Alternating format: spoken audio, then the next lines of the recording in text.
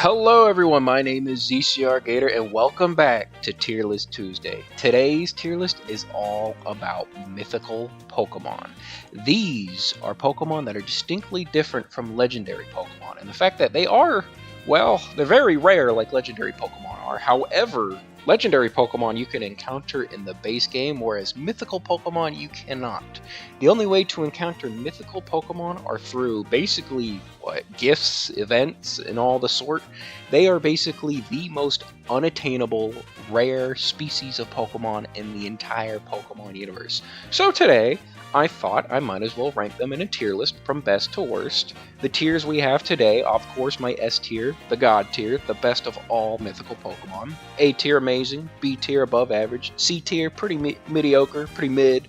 D tier, they're dog water. And of course, our F tier, the absolute bottom of the barrel, the absolute worst of all the mythical Pokemon. But with that being said, before we get into today's tier list, if you end up enjoying today's video, please feel free to leave a like, subscribe to the channel, and comment down below. Do you think my tier list is absolute garbage, or do you agree with some of my picks? Let me know, and what is your favorite mythical Pokemon on this list? With that being said, let's get right into it. We're starting off with a really good mythical Pokemon. The first to ever really spawn crazy rumors, Mew. I'm going to put Mew in my amazing tier. I like Mew a lot. It might be one that moves up into the S tier, the God tier. But for now, I'm going to put it in the A tier, amazing tier. Because I really like Mew, but there's a couple of them that I like a little bit more. But Mew's amazing. I love watching Mew in all the Pokemon movies. I think Mew is a terrific Pokemon. The fact that it can learn basically any TM is cool. I mean, I guess all of these Pokemon, almost all of them have like base stat of 100 across the whole board. So their base stat total is like 600, but I think Mew's really cool. I think there's a ton of different variations that you can use for Mew. Plus, it has a super cool blue shiny.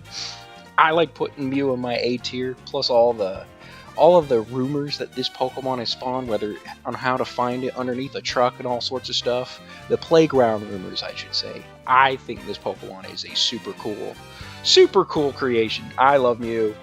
Plus, it's basically like the DNA. It is the lifeblood of every single living Pokemon in the entire known Pokemon universe. I'm putting Mew in my A tier. I really like it. Up next is Celebi. We're putting Celebi in the B tier.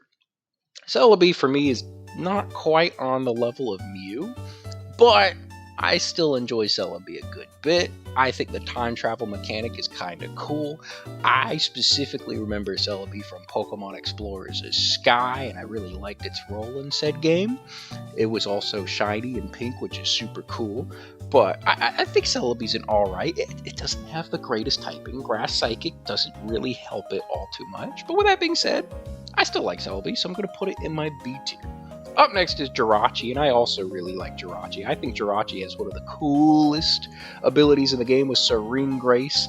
The fact that you're able to hit people with Iron Head and flinch them, like 30% of the time, I think, is just broken.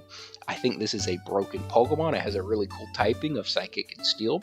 I like the gimmick that it's the Wish Pokemon, and it only awakens like once every 1,000 years, I think. So I really like the gimmick of Jirachi. I like Jirachi. It's going to my A tier. Up next, we have what I think might be the coolest of all the mythical Pokemon, Deoxys. Deoxys is so cool. The DNA Pokemon, I love the fact that it has 4 different forms of attack, normal, defense, and speed. My favorite was always the attack one, even though if you got hit with it, it just you melted your HP away. It's a glass cannon. But the defense form was also kind of sick too. Speed form was meh, and the normal form is still really cool. I like Deoxys because I think it's just really cool looking. I love the design. It's probably my second, or it might be my favorite design of all the mythical Pokemon. It has a cool shiny. Plus, it's also responsible for probably my favorite Pokemon movie, that being Destiny Deoxys, which is it is a GOAT tier Pokemon movie, so I'm putting it in my God tier, S tier. Up next, we have Phione. Phione for me, I want to do this? I kind of feel bad if I put it here, but I kind of want to put it here. It's going my worst of the worst, man. I'm not a big Phione person. Phione is what, 80 base stat total across the board. It is basically water type Glalie, which is probably better than an actual Glalie. My only problem with Fion is that I just like Glalie more. I also like Manaphy more. I could literally use anything over a Fion. Granted, I can't say I've ever actually used a Fion.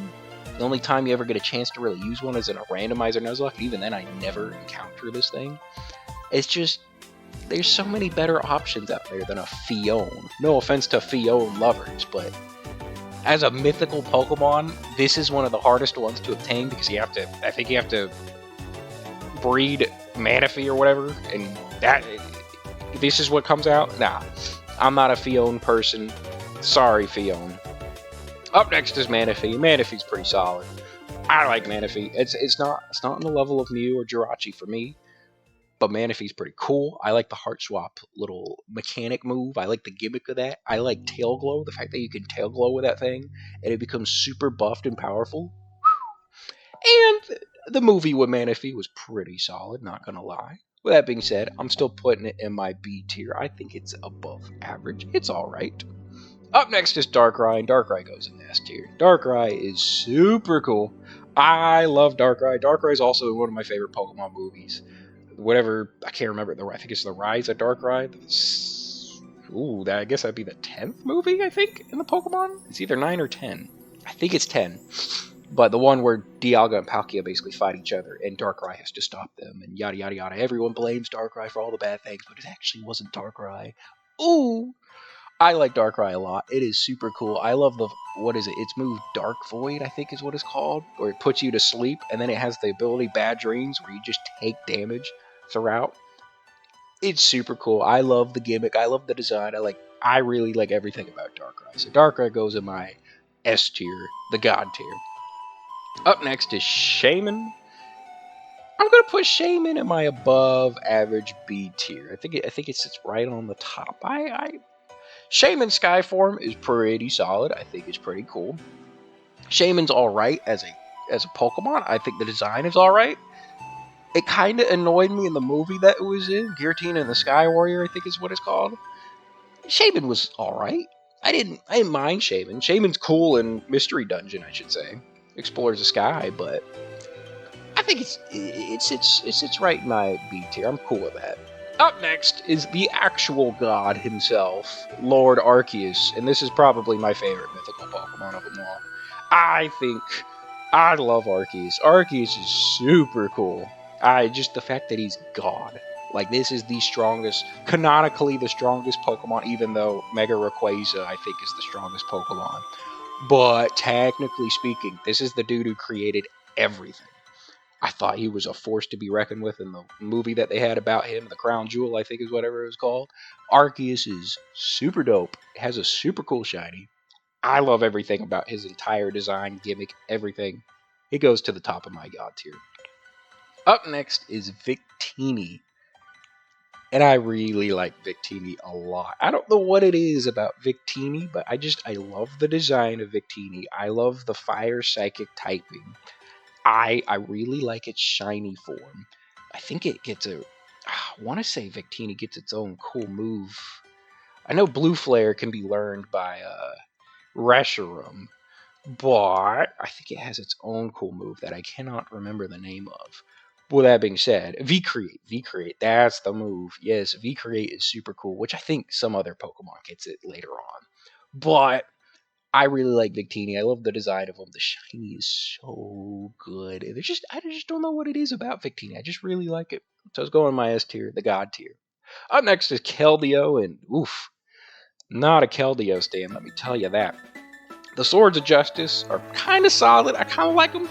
I mean, Cobalion, cool. Terrakion, cool. Verizon, the Virizion, cool. And then there's this thing. He tried to be the guy who joined the Three Musketeers. The D'Artagnan, I think is what it's called. The fourth member of the Musketeers. And let me say, I'm not the biggest fan of Keldeo. I don't know. There's something about him. I don't like the design. The cut of his jib. I just don't like him. I just don't like him. So that's why he's going my D tier. I feel bad. Sorry, Keldeo. You're just not my favorite. Up next is Meloetta. Meloetta, I think, is above average. I think it's cool that it has 2 different forms. I think it's kind of sick that he could go the pirouette form or the normal singing form, whatever it's called, just probably normal form. I think Meloetta is, I think it's, the stat distribution is kind of cool because when it's in its normal form, it's really good at special attack and special defense, whereas in its pirouette form, it's really good at speed and attack. I think it's a nice little gimmick. It's basically the Hatsune Miku of the Pokemon world. So I'm going to put it in my B tier, above average. It's pretty solid.